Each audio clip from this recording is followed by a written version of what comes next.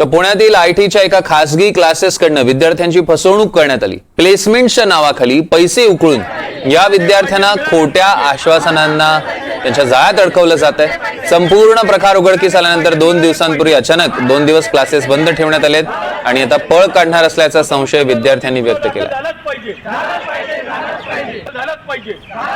नमस्कार, मी निलेश प्रकाश निकम। आज आम्ही आयटी प्रीमियर या कंपनीच्या खालती म्हणजे इन्स्टिट्यूटच्या खालती आज मागणी करायला आलो आहे छोटंसं की या मुलांची फसवणूक झाली। बाहेरच्या राज्यातून जिल्ह्यातून मुलं आलेली आहेत।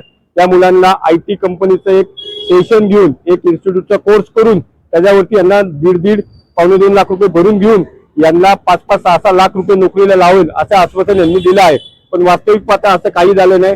छोट्या फ्लॅटमध्ये कंपन्या यांच्याच आहेत, त्या 10-15 कंपन्यांना या लोकांना पाठवतात, काम करून घेतात आणि फी वगैरे काही देत नाही, पगार वगैरे देत नाही, परत पाठवतात। अशी फसवणूक होऊ नये म्हणून आज इथे जेवढी काही मुलं आहेत यापेक्षा जास्त मुलं ऑलरेडी गावाला आहेत, कुठे बाहेर आहेत, कुठेतरी नोकरीला आहेत, त्यांच्याकडे कंटाळून जाऊन नोकरी यांच्याकडनं तर लागत नाहीये, पण यांना कंटाळून जाऊन शेवटी यांनी बाहेर नोकरी केलेली आहे। तर यांचे जे प्लेसमेंटचे घेतलेले पैसे लाख रुपये आहेत त्यांनी द्यावे आणि ही कंपनी मागील फेसबुक लाईव्ह पासून 2 दिवस बंद आहे। हे यांचा घासा गुंडाळून हे पळून जाण्याच्या तयारीत आहेत। यांच्यावरती गुन्हा दाखल झाला पाहिजे आणि या मुलांना न्याय मिळाला पाहिजे।